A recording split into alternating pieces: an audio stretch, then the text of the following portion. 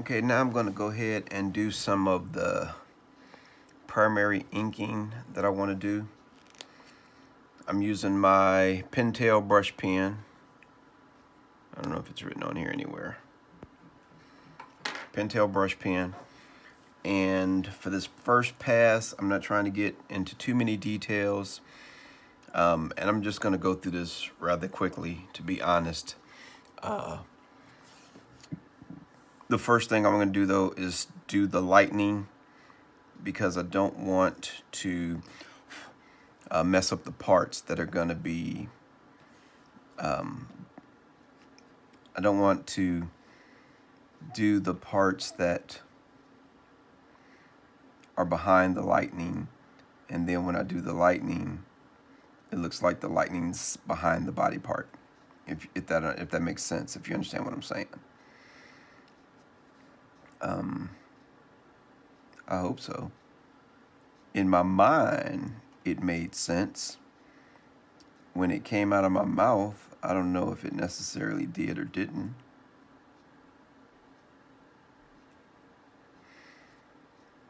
To be honest.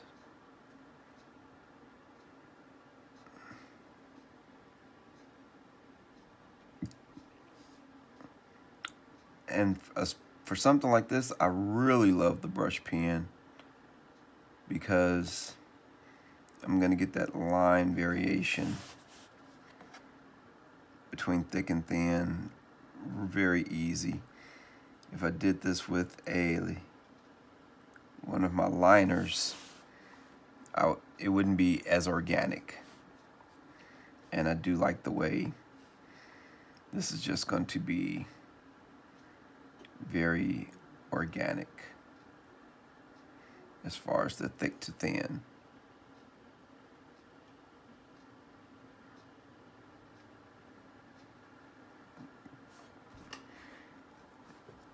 And some of the parts, some of my lightning, I kind of lost in the drawing.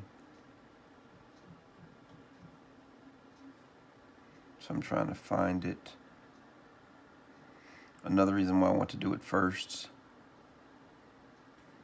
because I knew it would be harder.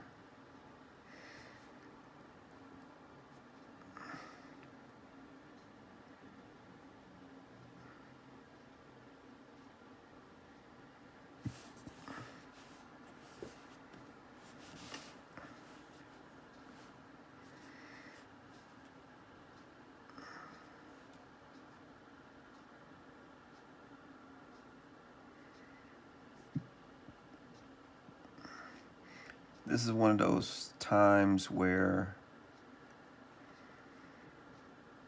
I'm not 100% sure what the result's going to be.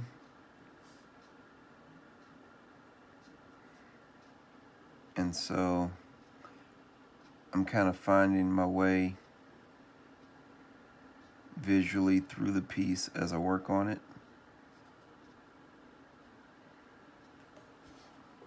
Whereas like over here, I know what that's going to look like. The lightning, I don't know. The good thing is, there's really not going to be any right or wrong with the lightning. It's not man-made, it's not structured, it's very organic.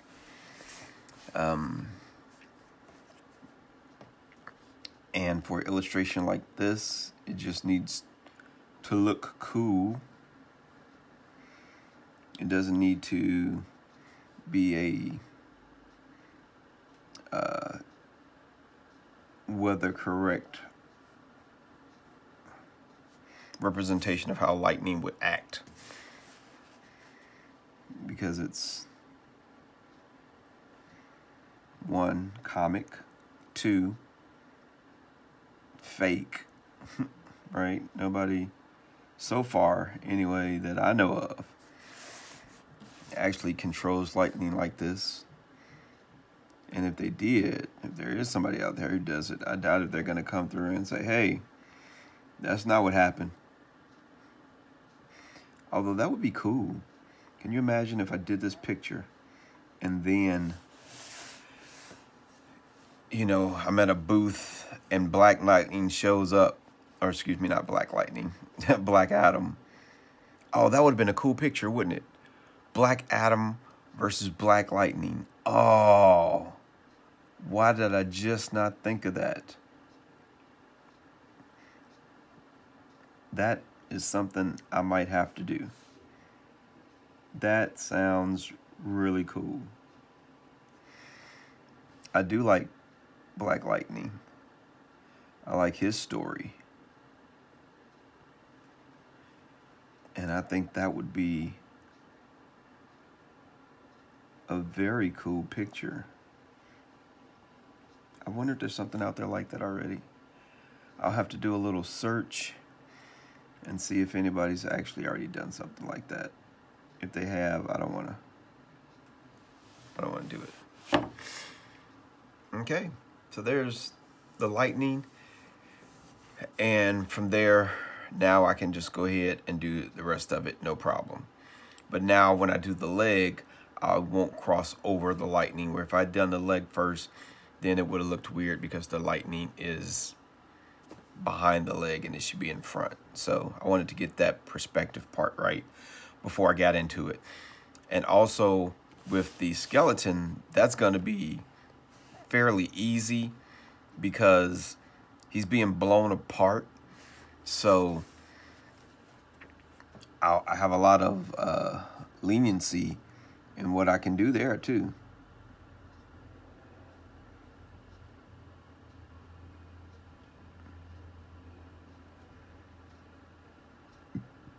It's about that time to bring forth the rhythm and the rhyme.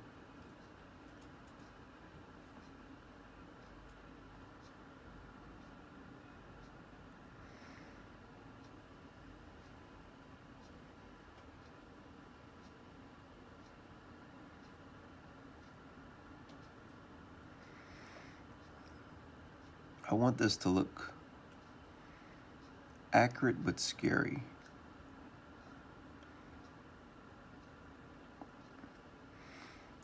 I mean, being electrocuted down to your skeleton would definitely make you and the people with you reevaluate some of your things in your life, I'm sure.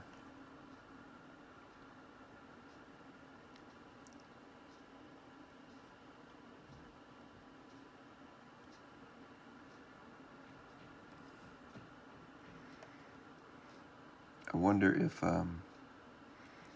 whoever wrote it,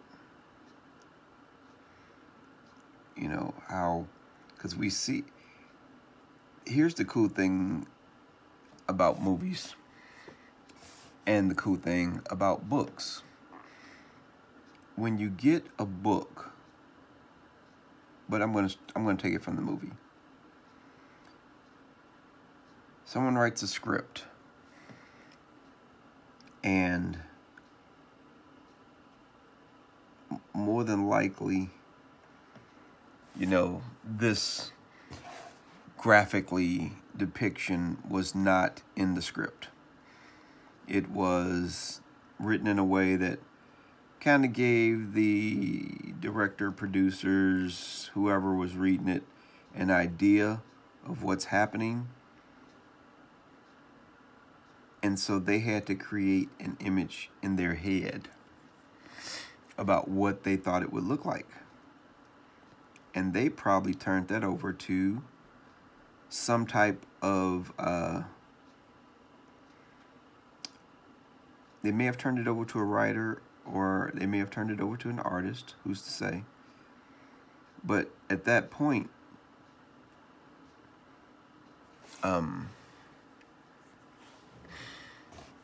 the image of what's happening became stronger in people's mind, until finally, probably some type of concept artist sat down and put this together into some type of keyframe for the director and the the production staff, the actors. It may have been a storyboard artist. It may have been a commercial artist. It may have been a concept artist. Said, hey, here's kind of what it looks like. And then people are like, whoa. Yeah. That's kind of what we were thinking. Or, holy cow, that's way worse than what we were thinking. Holy smokes. But that's where I enjoy reading a book and then putting together an image or painting to kind of depict what I'm reading. Think of the Harry Potter books. Think of comic books. A writer, comic book writer, in this case, Scott Snyder, he writes a script about what's happening. He puts in some narrative and word balloons and stuff. Or not puts in the word balloons, but talks about what is going to happen. Talks about, puts the words in for the characters to go into the word balloon. That's what I'm trying to say. And then an artist, in this case, Williamson, put together an image, and there's their image. You know, actually, that's the cover, so I don't know if that was actually Scott Snyder. But like these images inside, you know, they're just words from Scott Snyder. You know, Superman is punching, you know, the villain, and they're flying, you know, blah, blah, blah. And this was written by Snyder, Tinian, and Williamson. And then the art was done by Francis Manapool. I don't know why I said Williamson before. So 3 writers put this together. And then Francis Manapool did the art. But it's just words. And he had to come up with those images based off of their words. And that's that cool part about being an artist, is being able to take what somebody gives you in words and putting it into a visual form. Now, well, what I will say is, typically, in many instances, what people conjure up in their mind is usually far worse or more grandiose than what anybody could ever put in paper, especially when it comes to like horror. If you ever read like a book of horror, a lot of times what people are conjuring in their mind is far worse than anything you've ever seen on screen.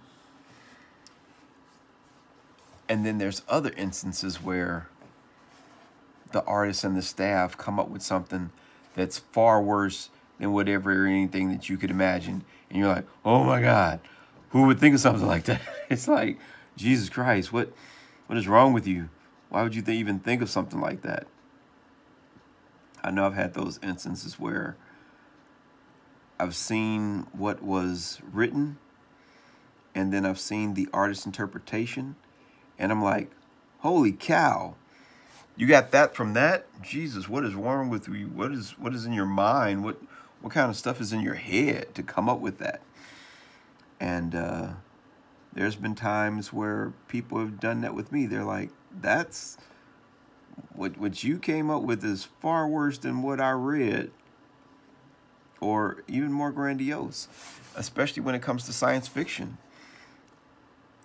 I think looking at, and this is just, again, Brad Scott's view of the world, I think there's lots of movies that what they put on screen is far better than what I came up with in my mind. And I'll give you a great example. For me personally, was Transformers. So I remember when Transformers came out as a cartoon, and I was like, wow, that's pretty cool. And then I remember when the Transformer toys came out, and I was like, wow,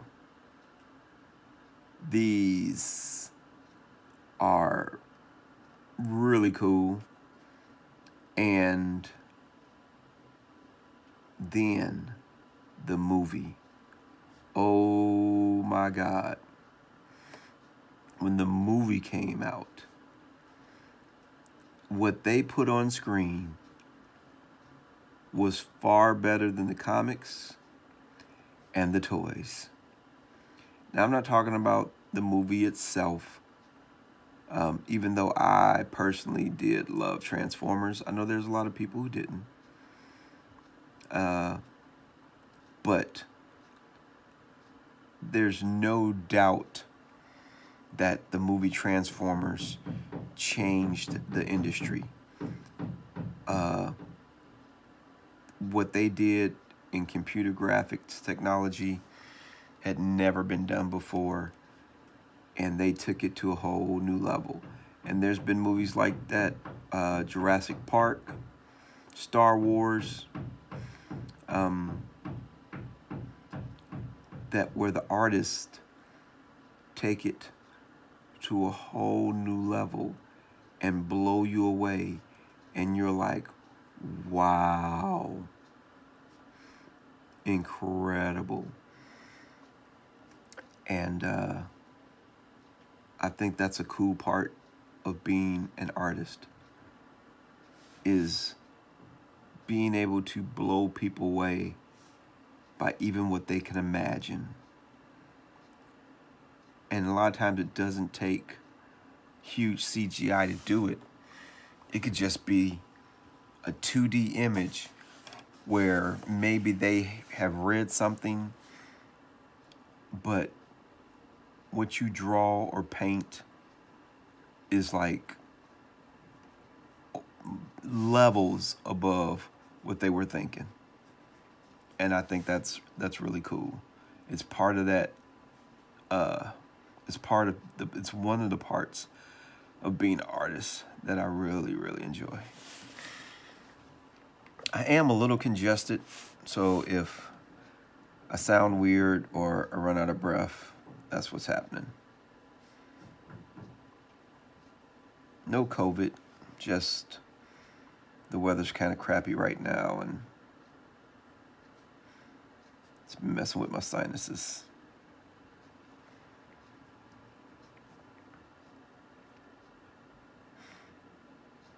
It's funny I said this shouldn't take that long,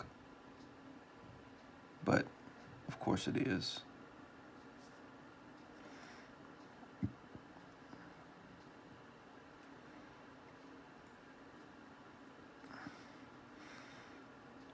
As it takes shape, there's another part about this that I really love, and that is the erasing process. So there's a lot of messiness with the pencils underneath. And when I finish inking and I erase those stray pencil lines, I'm always amazed at the drawing underneath. It never happens where I'm like, oh, okay. It's always like a reveal. And the tighter the drawing, the better the reveal sometimes. Although, when I have to build out a drawing with a lot of underdrawing, a lot of construction, and by construction I mean the gestures, putting together the torsos and the arms and the limbs, making sure things are anatomically correct I personally put in a lot of lines underneath.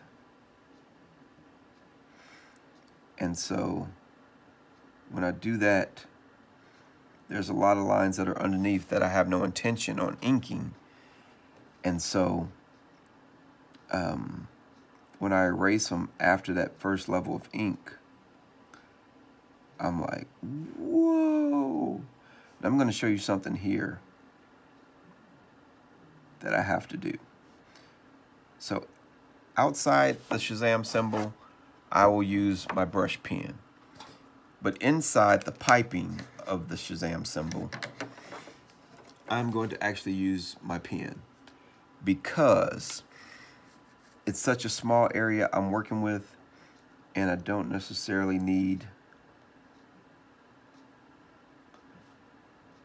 the dynamics of a brush. I'll go ahead and use my liner to keep that interior piping line consistent.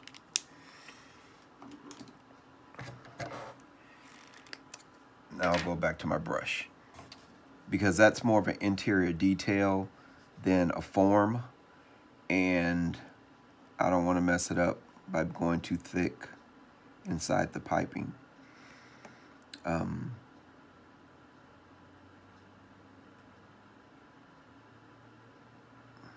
I could do that on this too, but this is more of a, it's not an important element. It's just another element. But the symbol, I want to be a little particular with.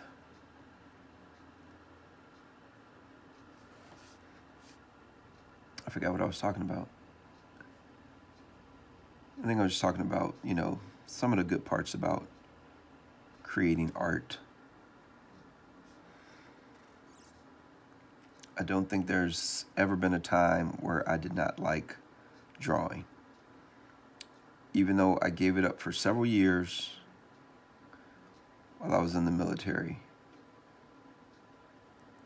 I never really did not want to do it. But when I was in the military, and then when I was raising a family, it wasn't the primary goal. The primary goal was taking care of my family while I was raising the kid, helping to raise the kids, hopefully helping to raise the kids.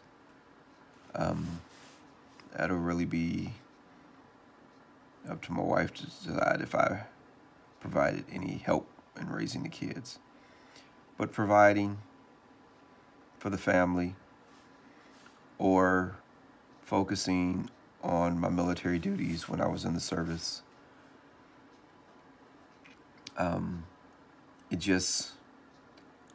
wish I had never let it go, but I did. And now I have free time, and I really want to focus on a sustainable art career. Now, what does that mean to me? I'll take a few minutes to talk about that as I finish this up. So this sketch cover is fun. I really enjoy it. However, I'm not doing this for DC. This isn't a cover they hired me to do.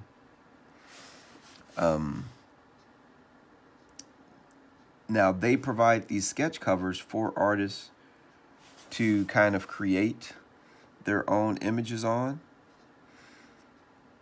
And a lot of artists use them, and we sell them to fans of not only the comic, but of our art, right?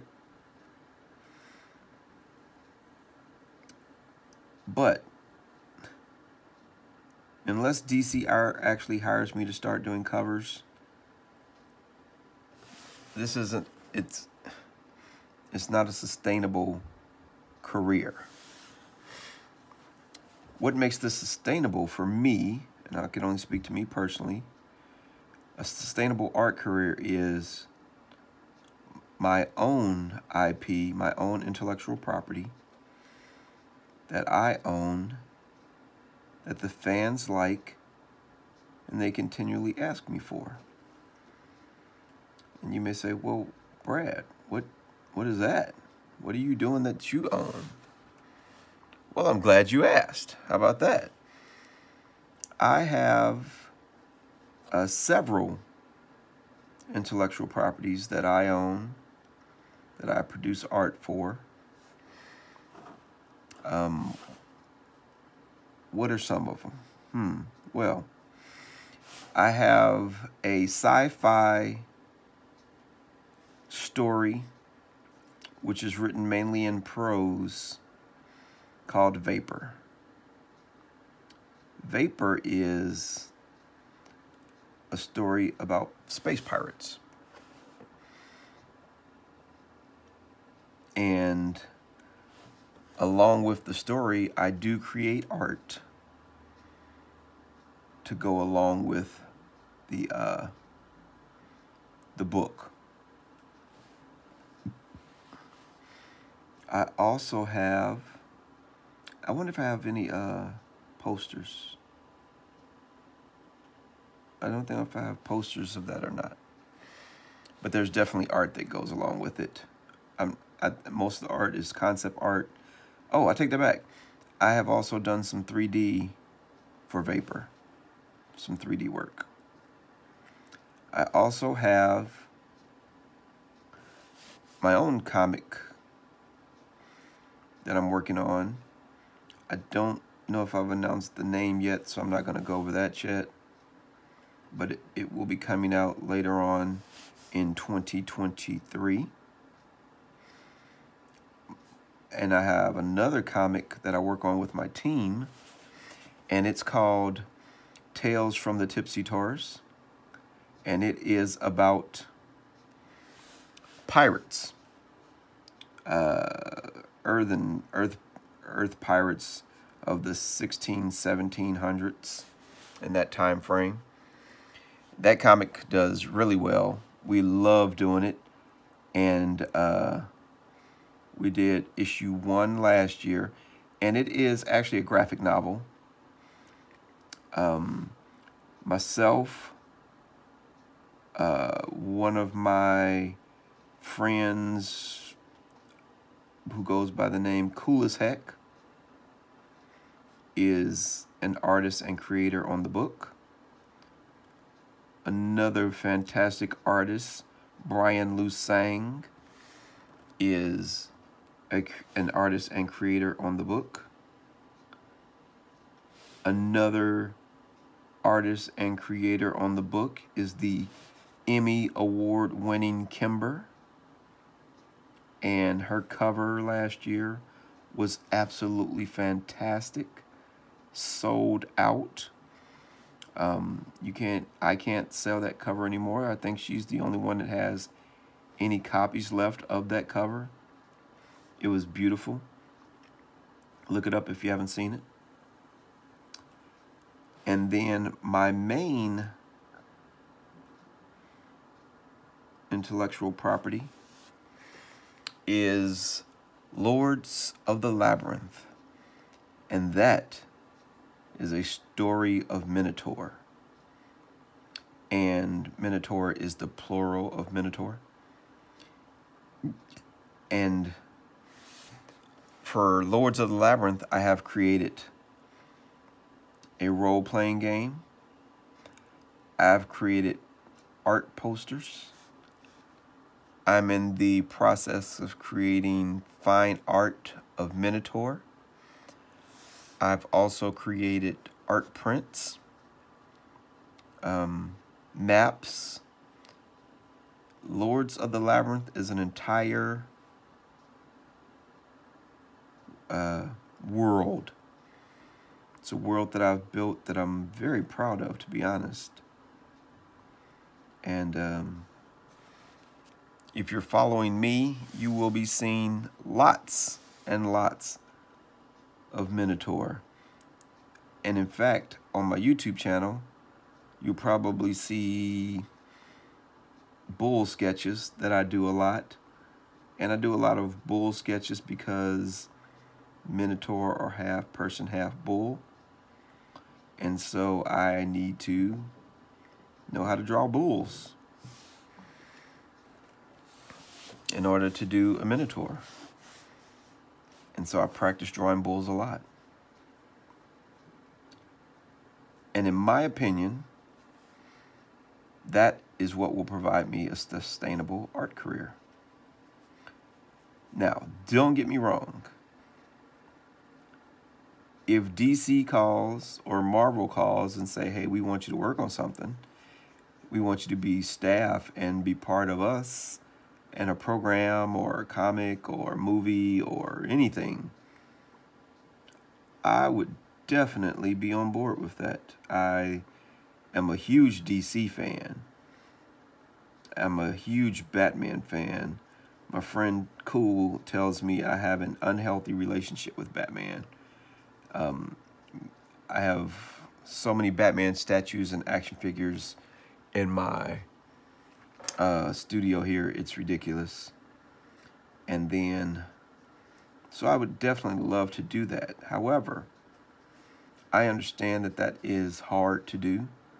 I understand that the odds of them coming and knocking is slim. I'm not going to say it's none because that's not true, but it's slim odds. And I need to build up maybe to the point where they do come a knocking. But if they never come a knocking, that doesn't mean I can't have a sustainable art career. And Lords of the Labyrinth, Tales from the Tipsy Taurus, Vapor, the things that I own and I create in my own time for nobody else, they are building an audience. Maybe you are part of that audience. Some people like my writing, and so they're into the Vapor series. Some people like my art, and they're into the Lords of the Labyrinth series. Some people like both, and they're into the Tales from the Tipsy Taurus series. Some people dig it all, and they support me across multiple IPs, and I appreciate it. You know, it blows me away to think that there's people who would give me $1 for something I created, and I'm super grateful for that. And every time I think about it, it brings me peace, love, and happiness. But that is a sustainable art career. Me creating my own IP and the world enjoying it. Now, I am currently an engineer full-time.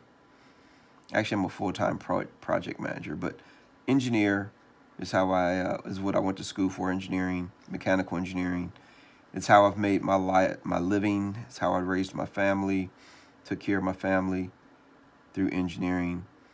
And I could do this. I could do this until I retired, and I could do it for many more years to come. However, I've never engineered anything that I own. I've always done engineering work for other people. And I don't think I would necessarily engineer something for somebody else. Excuse me, something for myself. Because in my time, my spare time, I would rather be creating art than engineering. I've got a friend, Paul. This dude is brilliant. Oh my God, he's so smart. I remember when he's a software engineer. We went to school together. And I remember when he would just create programs in his spare time and then sell them. I feel like my ink is getting low.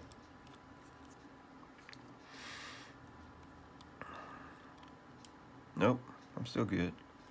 This paper is just sucking it up pretty good. I may need a second coat in some of these areas. He really loved software programming, and he would create programs in his spare time, and he'd sell them. He'd see a problem, he'd solve that problem, find somebody to sponsor the project, and sell it to them. I don't love it that much. In my spare time, I'll do this. I love the creation process of art. I love the creative process of storytelling. And I can do this until the day I die. As a mechanical engineer, I do like machines. I like cars. I love art. I love art more than anything else. I really do. Just seeing how this came together. Just look at, if you've been following me here on this journey for this particular artwork, it's just a blank sheet of paper. Now look at it. And it's something that I can do in a, relatively finite amount of time. Sit down at my art table, pull out a piece of paper and draw. Pull up a canvas and paint. Oh, I love it. I love it, love it, love it, love it, love it. Well, I'm coming to the end of the primary inking here. I really do hope you have enjoyed me putting together this sketch of Black Adam.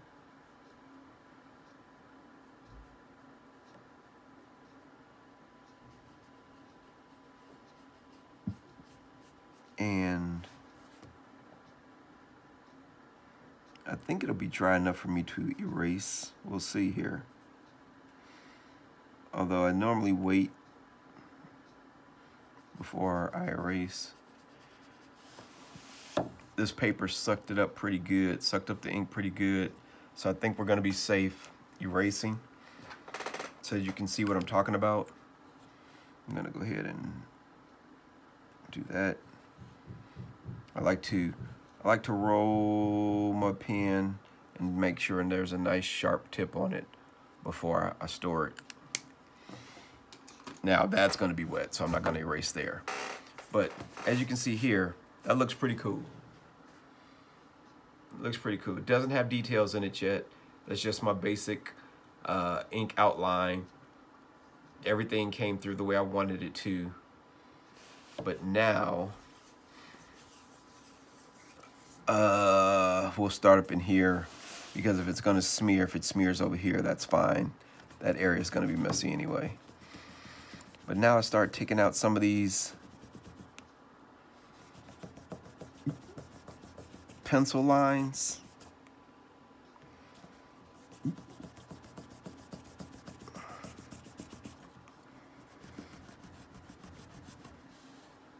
And I think it just starts to come alive.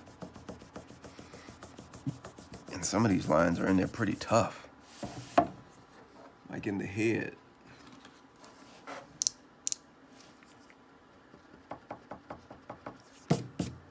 Get out of there.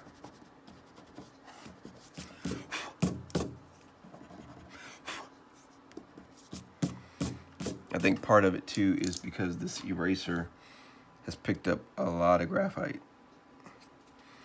And it's really time to change it out.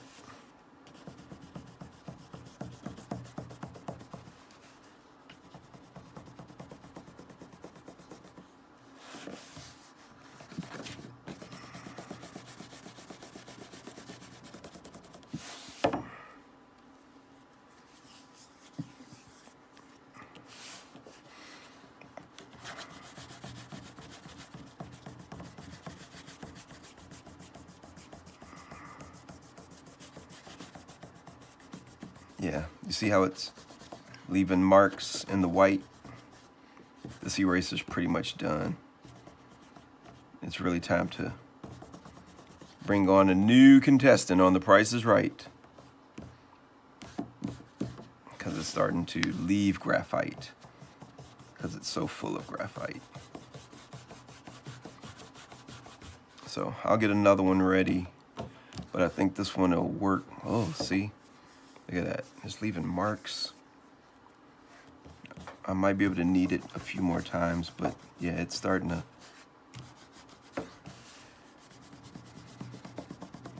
It's picked up too much stuff now. It's losing its potency.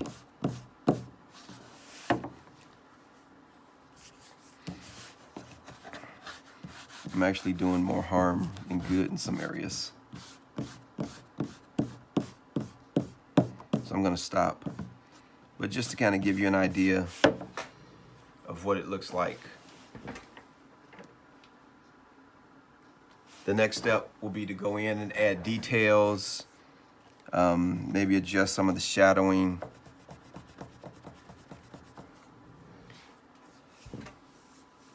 But I think it came out good how I wanted the face. That's, again, here's my focal point right in there. And that came out the way I wanted it, right in that spot. And then the rest of it looks good. Thanks for checking me out. And the next video, which I'll do part 3, part 1 was pencils, part 2 is the inking. Took longer than I thought it would. I think, again, because I'm talking versus just working like I normally would. But I do this because I always want to see full-length videos. And so I think there's other people out there like me who prefer the full-length videos. So that's what I plan to do primarily. And on part 3, we'll go in with the details and finish this project up. I'll probably do some coloring as well. And we'll make a nice cover and get it out for people to purchase if available. All right, peace.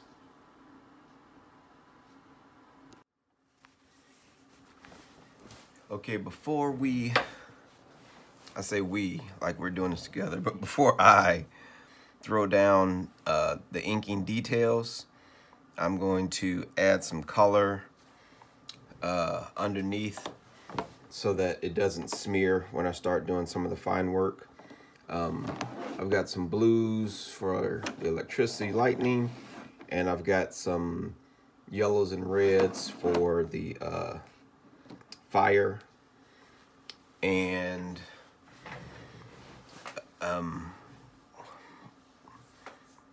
so let's go ahead and just get started. I'm going to get started with the lightning and just put down. So basically, once I do some of the fine marker detail, if I did it first and then went with the alcohol markers on top, they could smear, and they do smear sometime. But if I put the markers down first, there'll be less smearing. That's all. And I may do some more marker later, but the majority of it will be done. And that's all I really want to do, is just not have a bunch of little small smears. That a problem I've run into, that one of my art buddies, Cool as Heck, I think I've mentioned him before, you know, hit me up too. He's like, just, you know, put the marker down first and then the ink on top. That way you don't have to worry about, or you'll have less smearing problems, basically. That's all.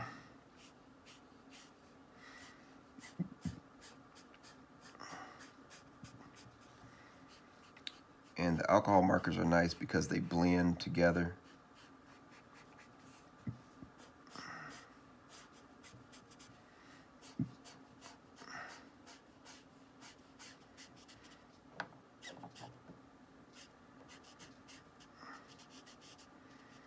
And with the lightning, I don't have to be too precious. you know, it's flaming and arcing, you know, I can have some fun with it.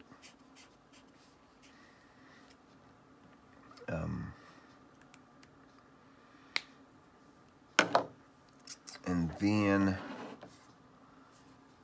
I'm going to start putting in him burning up.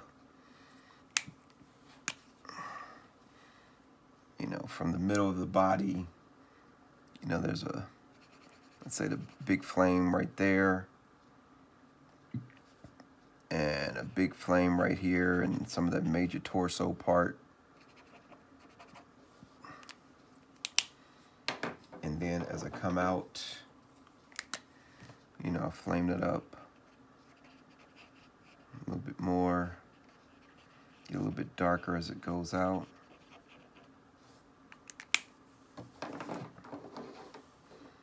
And actually I can maybe connect that, bring it up, start shooting it down.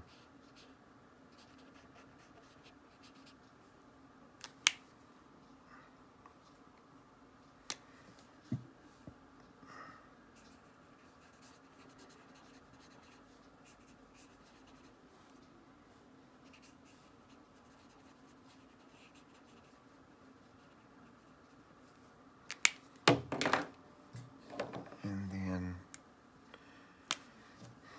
just kind of keep framing it up a little bit.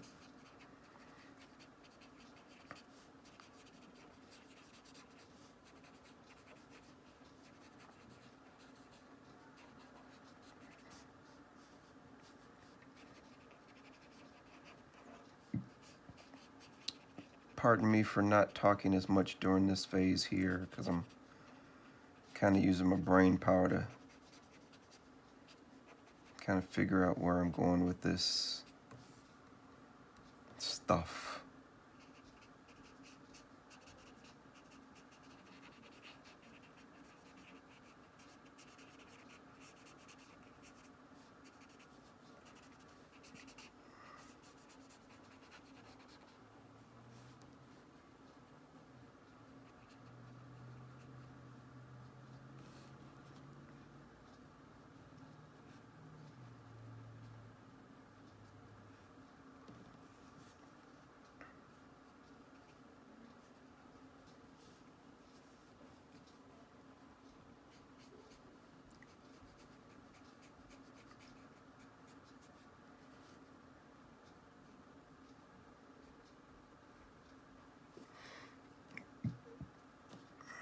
Hopefully in the end this all makes sense.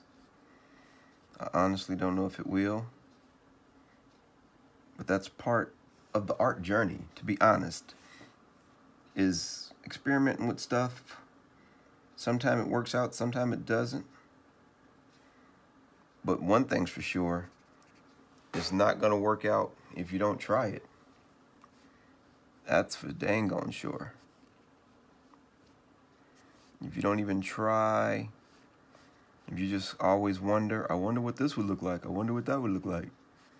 Well, it's not gonna look like anything, because you never did it. So you can't be scared to.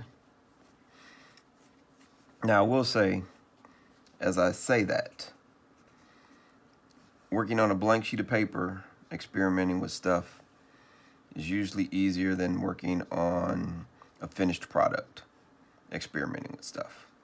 So like if I were to truly mess up this sketchbook cover, well, it would just be messed up. There's not a whole lot I could do to fix it at that point, right? I mean, it's the comic, it's the book itself. So if I mess it up, I mess it up, and that's just the way it is. And I'm okay with that. The investment in the comic is really all I have to lose, and it is possible I could lose it.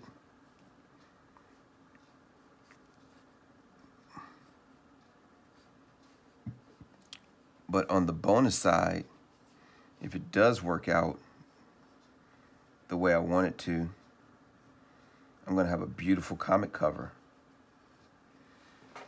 that maybe go home with somebody else for them to have a beautiful comic cover. And so far, I'm going to say I'm happy with the result. I'm happy with the way it's looking.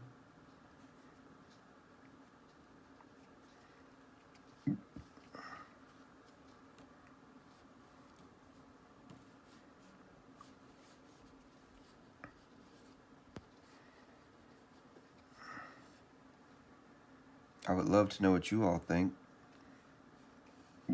Can you feel like the electricity popping off of the body, melting him? Because if you can, then I have done my job.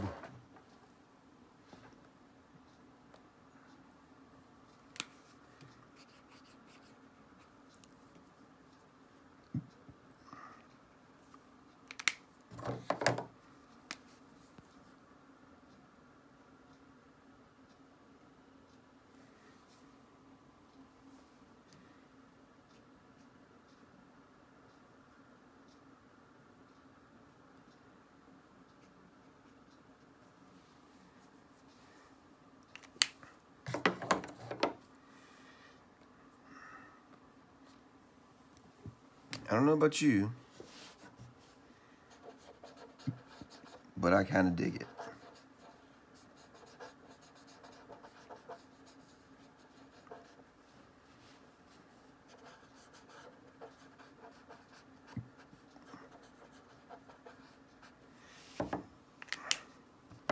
I think I can kind of feel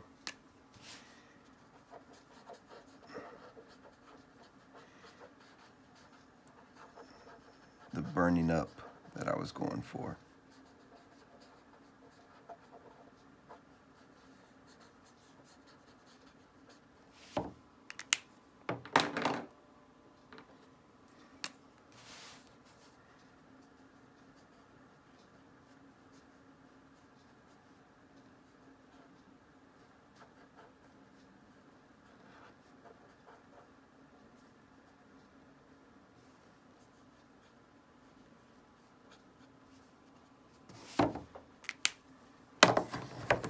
I like it. I like it. And I'm going to leave that for now. And then I'm going to come over here and throw down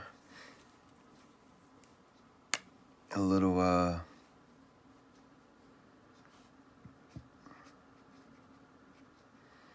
see, this blue is really not the blue I want.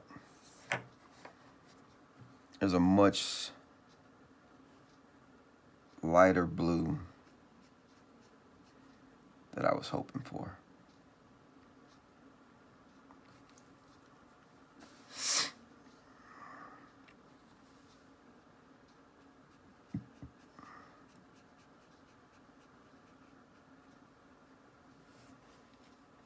But this is all I have at the moment.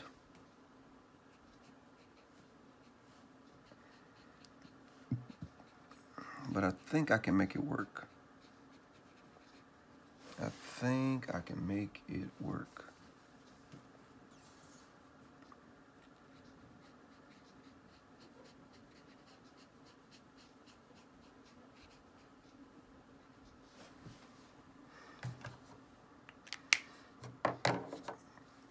If I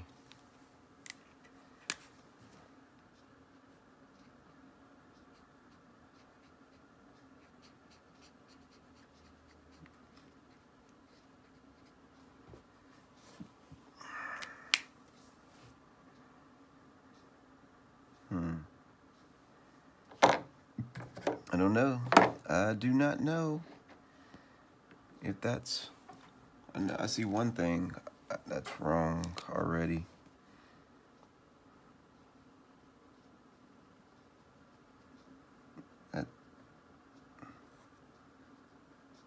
That's not part of the hand.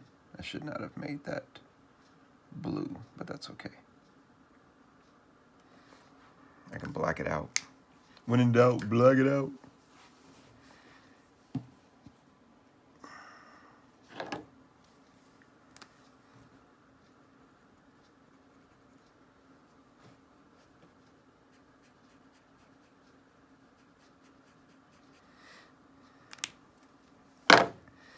That blue is too dark for what I want to do. So let me pause a minute and see what else I have. Okay, we're going to try something else here. I pulled out a few more, and we're going to see if we can get this the way we want it. This arm really should have been a lot lighter, but I know how I can deal with that. And then I want to, is this the right one? Yes, this is the correct one. I need this to be really light. I don't know if that's showing up on camera. Let me check. Yeah, I think it's showing up for you all. So this side of him is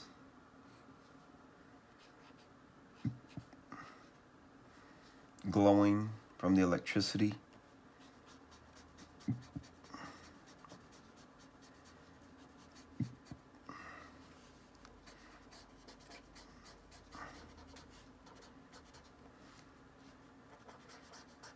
And around the electricity.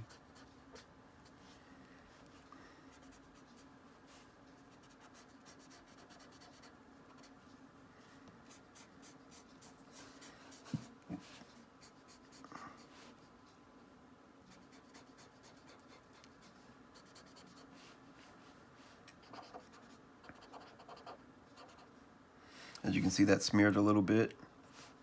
I went too heavy, so I have to be careful with that.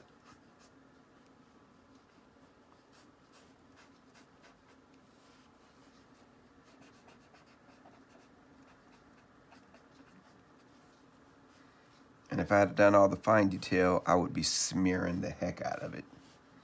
So, something to be aware of.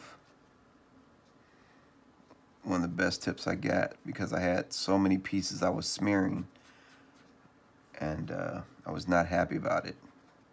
So when I got that tip and it worked out, I was very thankful.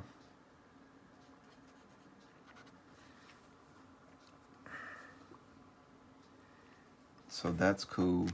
And then if I come in here for the darkerness areas. Is that a word? Darkness? I just make up words, don't I? If I come in here for the darkness,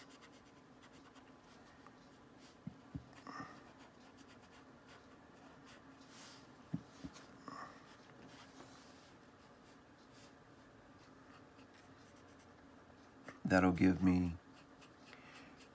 and I didn't want to go too dark so that you don't see the details after I finish. That was one of the big things too. So I think with these cool grays, I'll be able to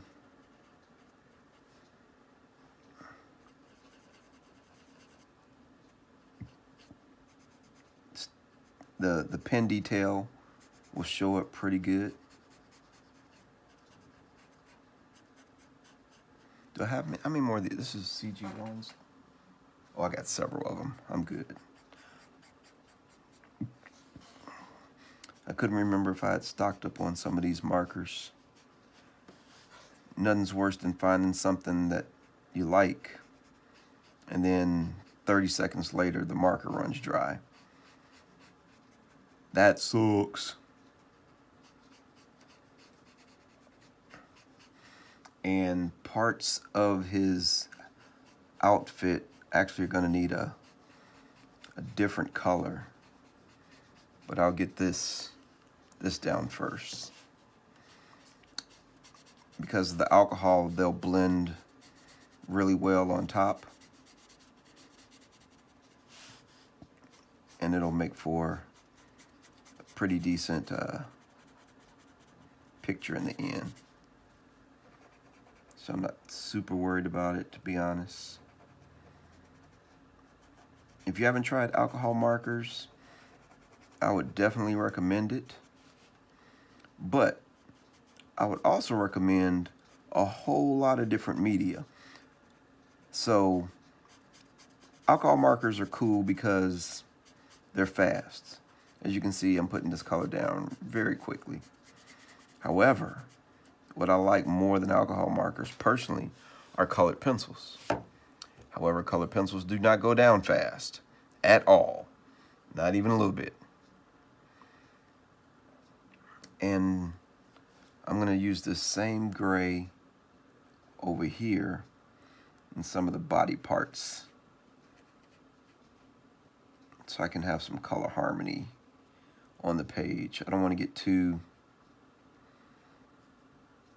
crazy with the coloring, and I want the fire to stand out, and this gray will highlight some of the pieces without detracting from the areas of the fire and flame and lightning, which I think is pretty cool. But also what I've been doing is gouache. I've been doing a lot of work with gouache, and that's very cool.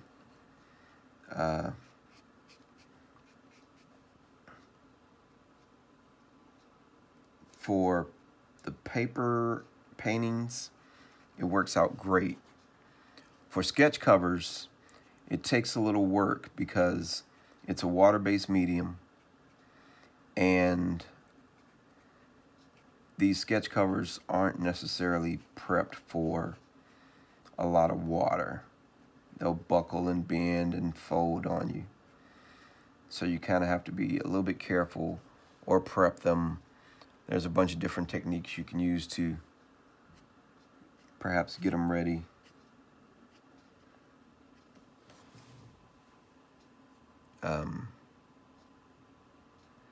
The symbol I am going to save for last because I want to really detail out that Shazam symbol with a different color palette, and I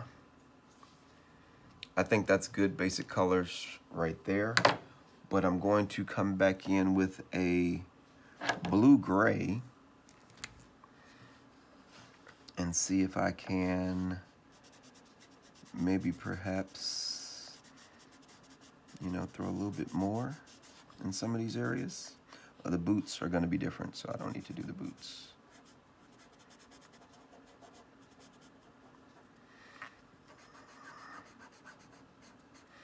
Now, this is a BG1. Do I have more of these? I don't have any more. Ooh, I don't have any more of the blue grays. Ugh. So I got to be careful with this one.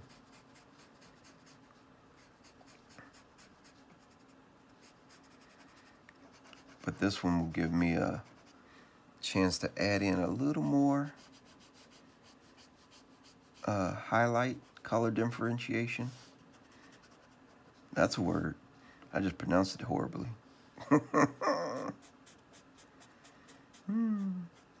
Differentiation.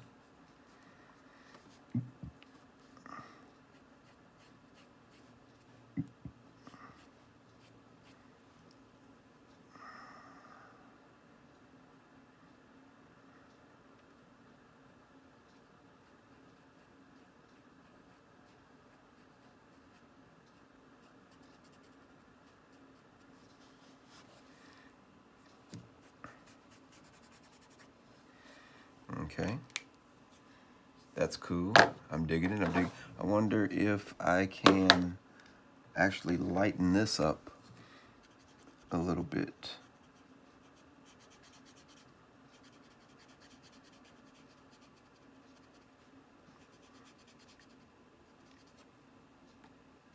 Yeah, that worked out.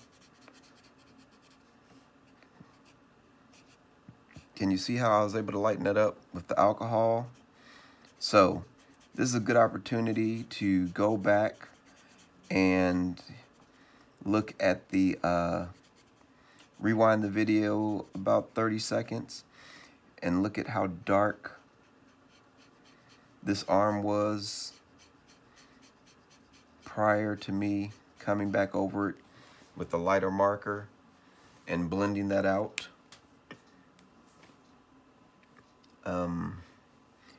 And now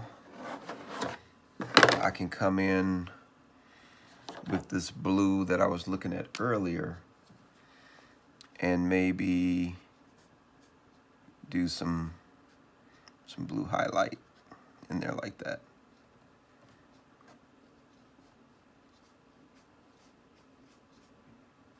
And I'm okay with that. That looks kind of cool.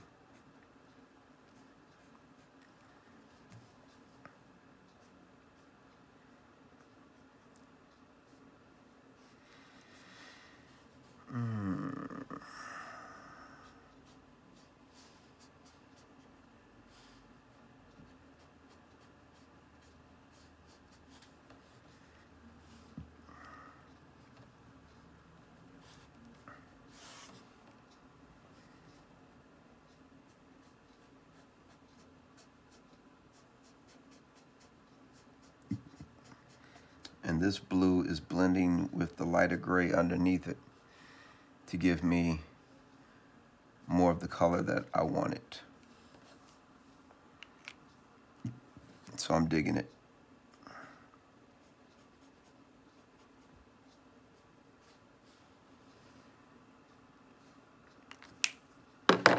All right, I like that. That's cool. And now I want to get a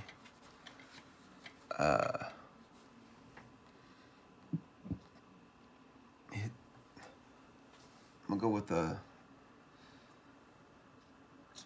sunflower color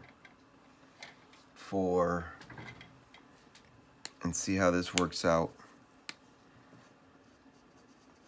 Oh yeah, I like that. Again, I'm kind of combining what was in the movie and what's in the comic. So it's not an exact representation of either.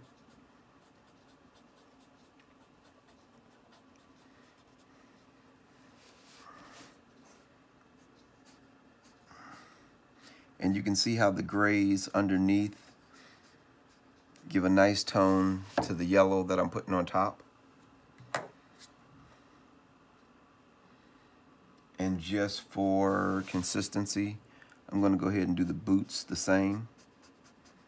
Instead of bringing a new color into the palette. Provide a little harmony of color.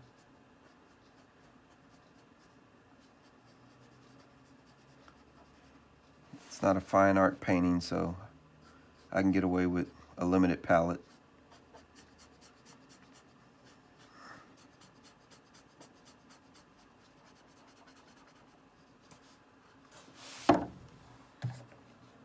There we go. And now what I'll do is I'll let this dry just a little bit, and then I'll come in with a liner. I'm going to start with my 0.3 and my 0.1.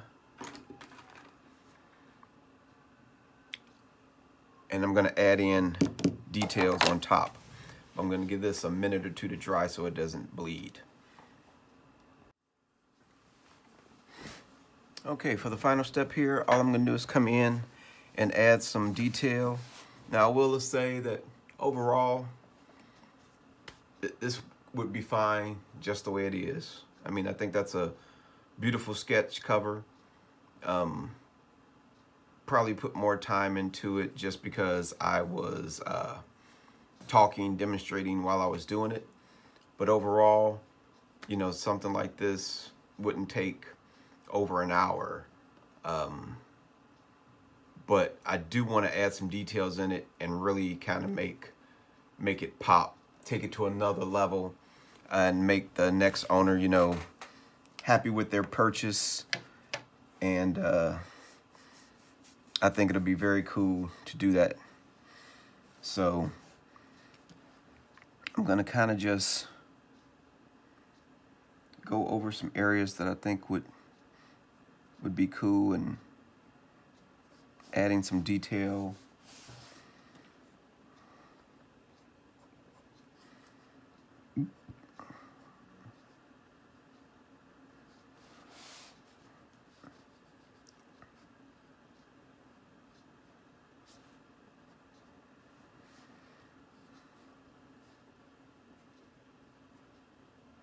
add some folds.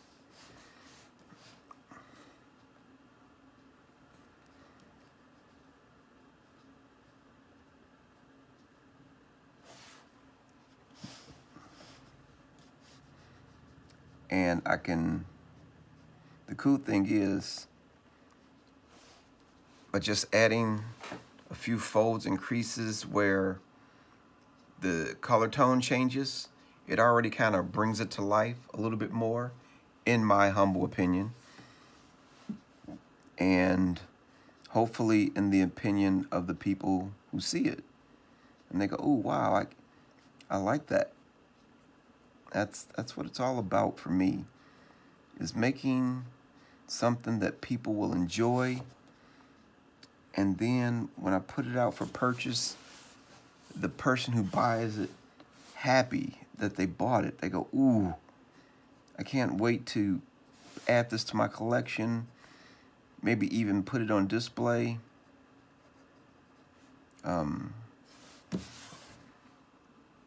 It brings joy. Honestly, it brings joy to me to see people enjoy the work.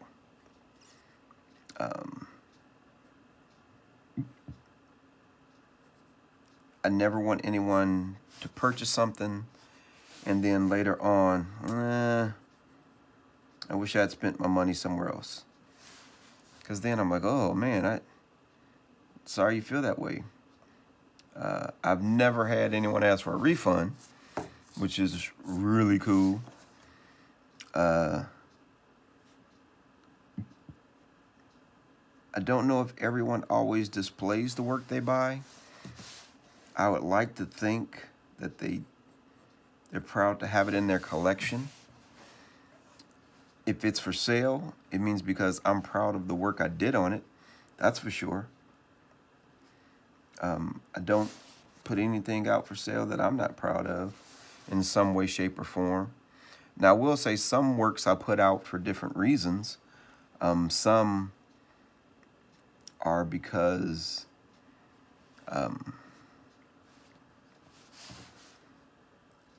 I'm really proud of them. Some are because it's exactly what the person asked for. And sometimes you may say, is that the same thing? Not necessarily, to be honest. Me and my friends talk about this sometime, especially when you're working on a commission. Sometimes you'll give a person a choice between different options, and it seems like they pick what you feel is the absolute worst option. And you're like, really? That's the one? Not this one? And they go, no, I like this one. And you're like, okay.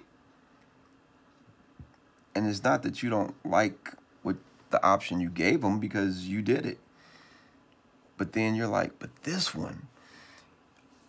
And it's usually because you're pretty excited to do certain ones. You're like, oh, but this one I would have so much fun doing. And they go, no, but this is the one I want. And you're like, oh, okay. That's cool. And it is cool. It is absolutely cool. The buyer wants it. That's fine. It is funny sometimes though, when they pick the one you like. Of all the options I gave you, you really could have picked a different one. Oh, it is hilarious. And sometimes we definitely have a big laugh about it. It's like, I gave the person these options. Which one would you all pick? You know, we'll say, we'll pick A or B or C. And they go, exactly. They picked F. It's like, really? But that's the cool thing about art, is it touches people in different ways for different reasons. And because people pick different things for different reasons, it keeps it exciting almost every time. When you do it, you're like, oh, wow. And sometimes you know, you really fall in love with the option they picked, and you get into it, and it turns out that you created the exact vision they were looking for. And you're like, wow, you were right. This really turned out great. I'm glad you picked it.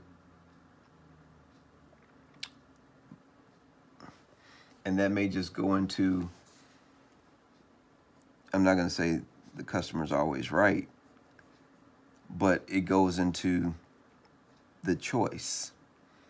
It goes into taste. It goes into motivation and the reasoning for different things.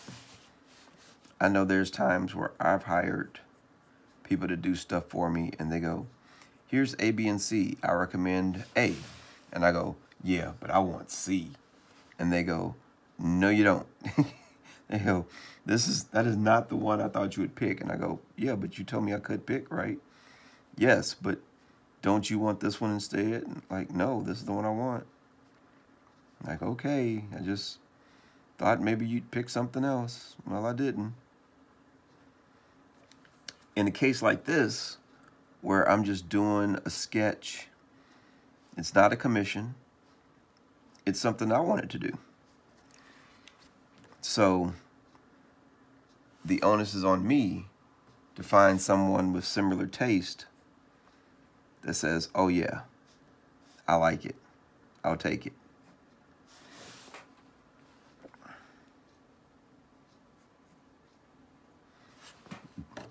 I love how those small details just really make a difference. Makes it come alive. Oh, I should have took a picture of it before and after the details. I didn't. And I'm already too deep into details to see the change. But if you'll be able to rewind back and see different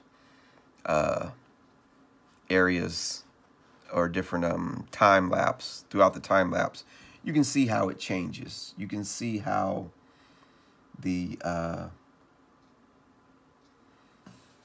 picture evolves.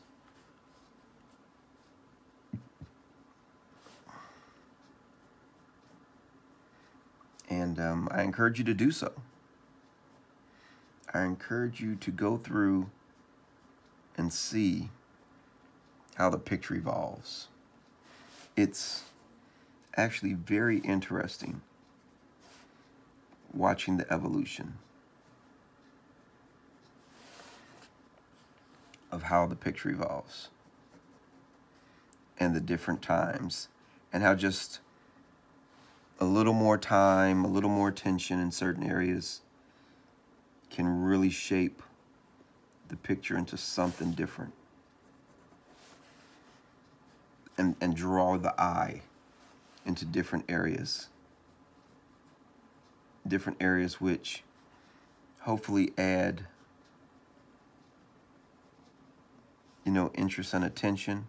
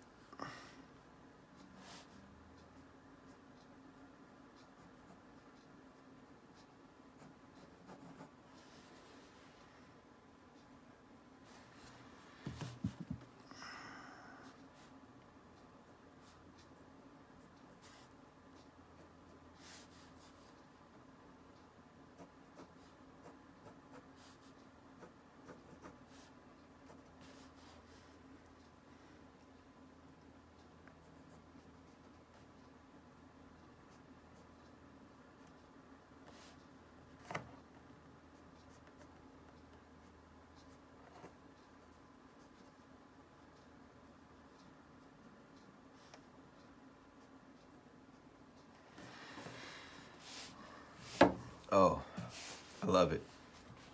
I love it. Now the last part that I wanted, actually, I think I'm gonna add in a little bit of spackle into the Shazam.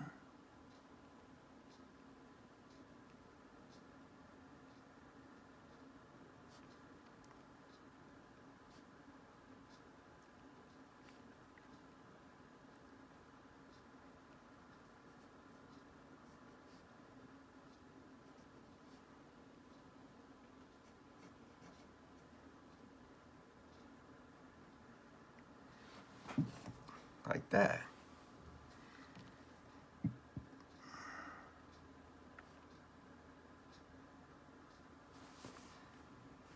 Yes, I love it. I love it. I love it. I love it. I love it. I love it.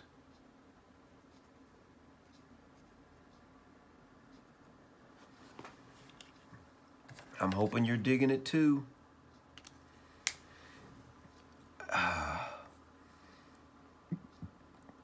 Over here, where my guy is getting toasted. Nah, I don't need to add anything over there. Now with the big pen, I'm gonna come in with the little one and maybe just add some shapeography to some of the globs, to the bones.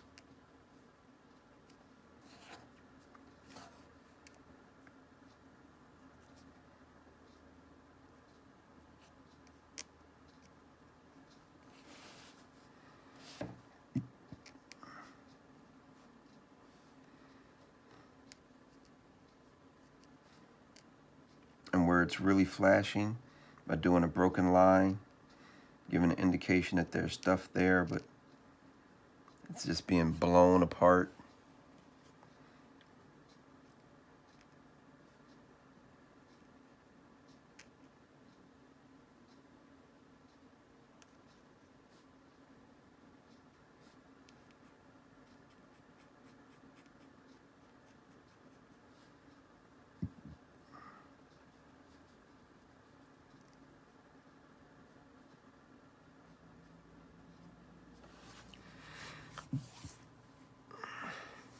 I'm not doing a lot here, and you'll see why in a minute. I can add a little bit to that bottom lip, and then maybe a little bit to that smirk, and then just a touch to the chin. Okay. Now, like I said, in the comic, I'm doing a combination between the comic and the movie. In the comic, his uniform is pretty smooth. It's kind of like that. And I could come in with maybe some, and it's tight fitting, and maybe I could come in with some musculature, muscle definition in different parts. But in the movie, there's ruins inside the fabric of the uniform. So what I want to do, and actually, I don't know if I'm going to be able to do this or not. Around the cape is also, I wonder if it'll come out. Oh yeah, I like that. There's a little yellow trim around the edge of the cape as well. I want to add some of that.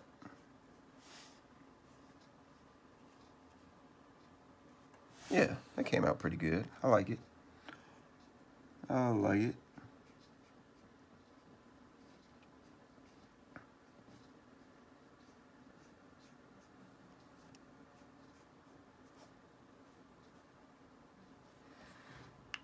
Okay.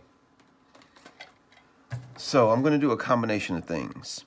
I'm going to show some of the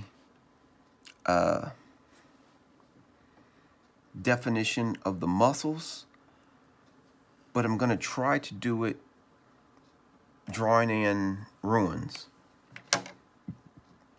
So I don't know how this is going to work out, but we're both going to find out here in a minute. So in the biceps femoris, there's a muscle that comes around like this. So I'm going to see if I can do it in ruins, if it makes sense at all.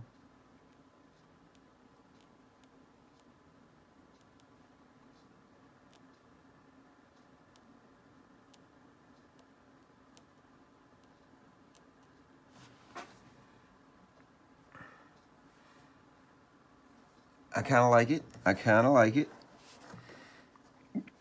So if I continue to write in ruins,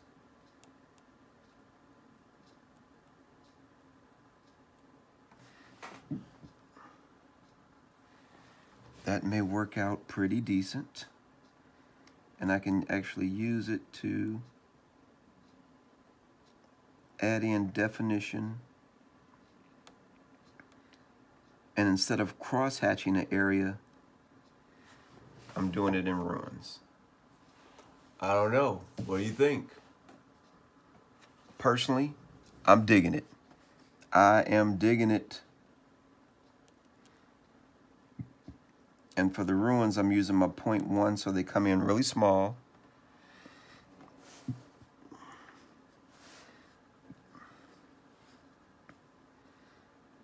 Which is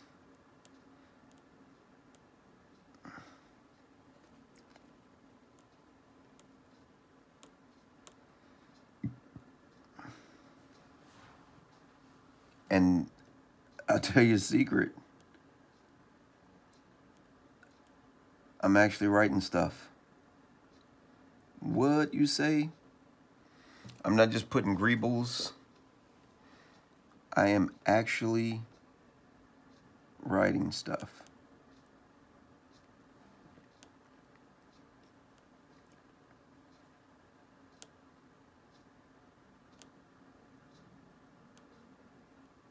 Now this part could take a very long time if I was trying to make up stuff on the fly and I didn't know what I wanted.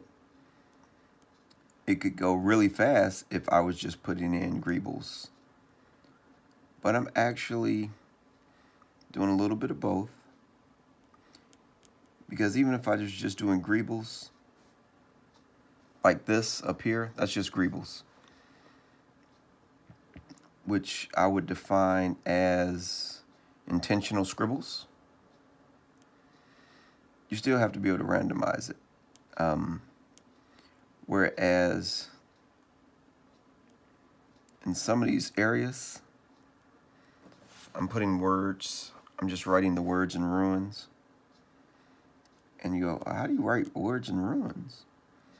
Well, you break up the word, you switch out a letter for a shape. Add in some punctuation point, like boom, there's an exclamation point right there, right? And then you may ask, well, okay, if you're actually writing stuff, what are you writing? Well, now, I don't know if that would take the fun out of it, right? What if I was just writing the alphabet, A, B, C, D, E, F, G, H, I, J, K, you know, back and forth over and over again? I kind of like that. Because when you look at it from afar, it kind of looks cross-hatchy. And then as you get closer, I don't know, is this camera going to focus for me? I don't know if the camera's going to focus for me. But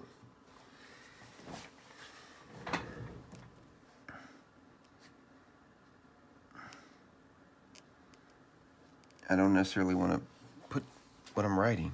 That may be a trivia question for another time, is what did he write? Maybe I'm writing Dwayne "The Rock" Johnson over and over again, or just DJ, DJ, DJ, as he is sometimes called.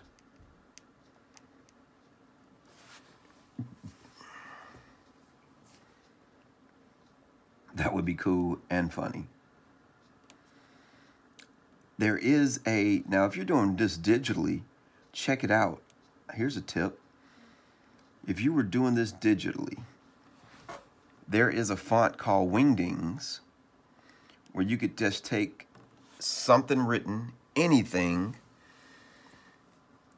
and then convert it to Wingdings and then move it around like a map and change the opacity on it and fold it around, and that would look really cool.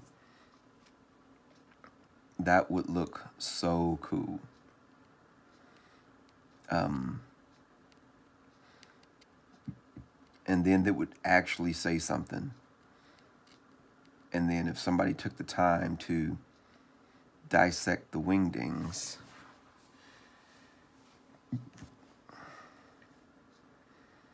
they'd be like, oh my God, he wrote "go to hell" 17,000 times.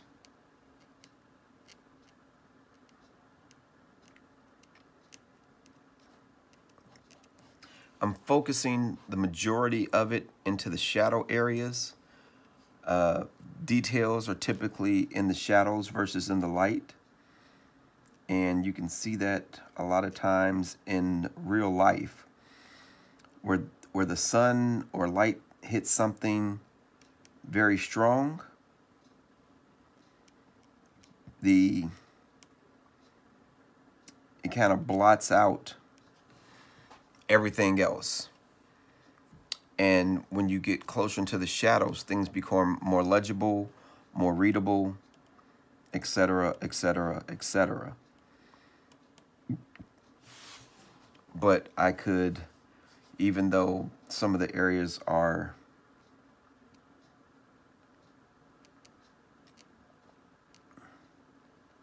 in the light, it's still cool to kind of throw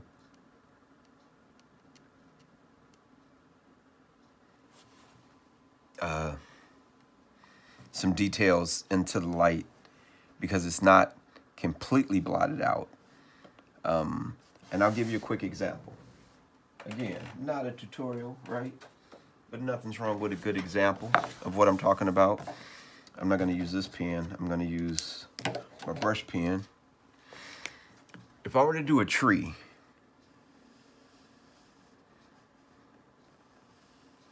and say the sun is coming from this side of the tree, maybe the light hits it here and all the bark details over here are, you know, kind of faded out because the light is blotching them out or whatever. But then as I get closer to the dark side, you know, things start becoming more legible. You can start to see details in the bark a little bit more. And then once I get to complete dark side, you know, now it's pitch black and I can't see anything. But something like that, you can tell that the light's coming from this side versus this side. And that's kind of like how it is, where you would still see some details over here. It wouldn't be completely neglect of detail, but a lot of the details are going to trend toward the dark side. That's actually pretty cool. All right, not a tutorial. I just keep saying that and then I throw stuff down. And I say not a tutorial. Why? Because I don't think I'm qualified to teach anybody, to be honest. What I can do is show you little things that I've learned. I can spread a little bit of knowledge. But I continually am trying to learn, trying to get better. I'm watching people, artists, cartoonists, illustrators, painters who are way better than myself, and picking up little tips and tricks from them. And I'm like, ooh, yeah, that's cool, that's cool.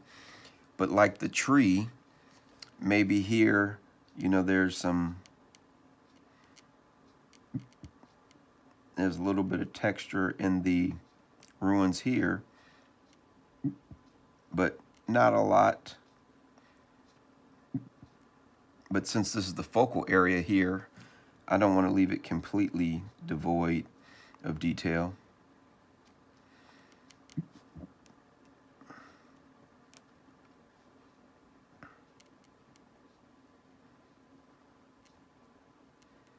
I'm writing like little A's, B's, little wingdings. I will tell a secret. In one of those areas, I wrote my name. Oh, I wrote my name so that if somebody tries to say, hey, this is mine, I can zoom into a certain spot and go, there's my name, mofo.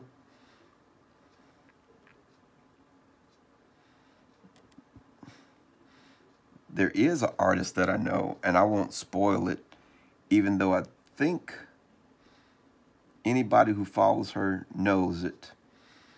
After she does a digital painting, she signs it, and then she embeds it into the picture. She shrinks it and embeds it in the picture in tiny areas. And I thought that was so ingenious. So she'll sign, shrink, and then put it in different areas into the picture. And if someone tried to say, ooh, this is my work, you could zoom in and her signature would be right there. I was like, ooh, go ahead with your bad self. I have yet to adopt that, but I really plan to. Honestly, I usually forget to do it, but I thought that was brilliant.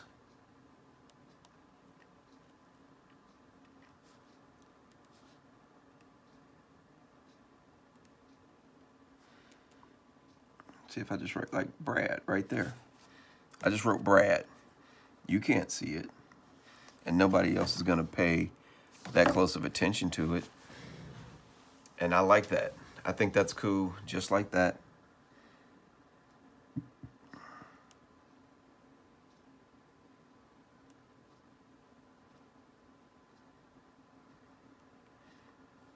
And if I throw in some greebles here and there, that's cool. They look like ruins.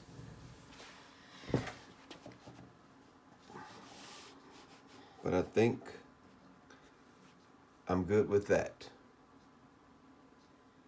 I think that's beautiful. All right, now I'm going to show you the next step.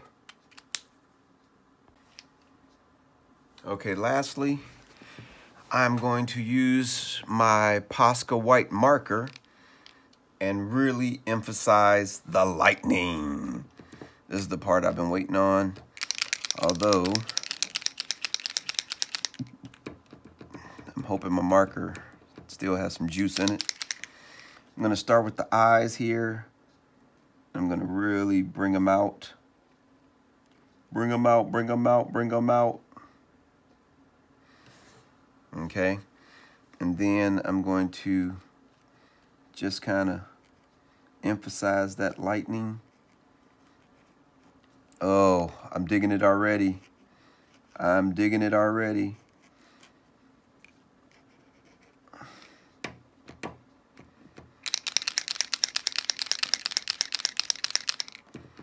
Now, the one thing I wish I had done, oh, I think this marker's getting dead on me.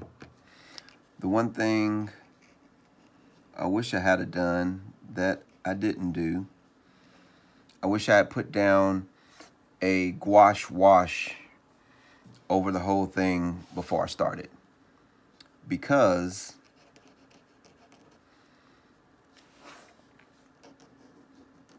that would have given a nice background for this white to pop out on.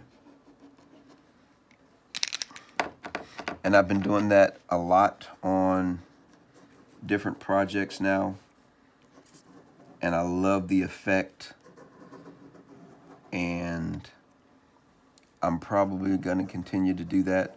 What I should probably do is line out my next few projects and just lay them out and do the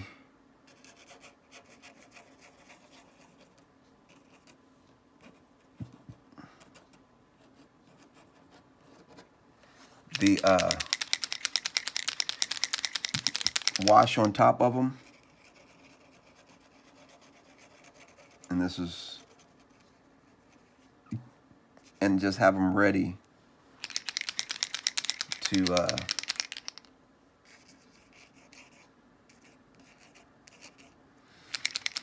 to paint. Or just have them ready to draw on, I should say. Just have the paint ready to go. I don't know if I'm saying that right either.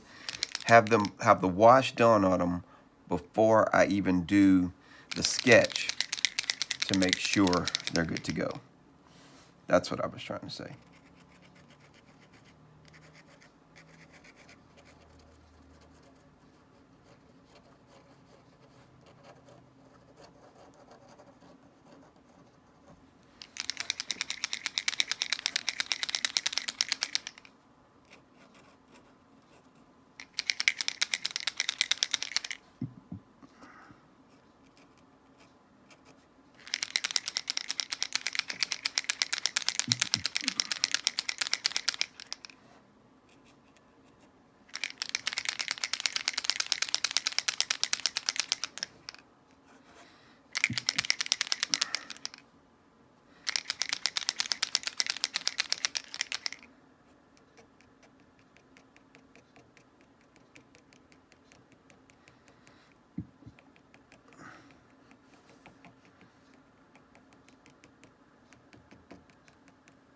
And see these dots, if I had that wash on there, they would really stand out against the wash. And since this was mainly the blues and reds, I could have done a light green wash and everything would have popped on top of it. So something for me to remember for tomorrow, to maybe do that. All right, that's it. There's the comic cover for Black Adam on the Justice League No Justice sketch, or comic book sketch cover edition. Hope you enjoyed it, and I look forward to seeing you on the next project, which I'm not sure whether it's going to be Arcane sketch or another sketch cover. Tell me what you'd like to see in the comments, and we will film it real time. All right, talk to you all later. Peace.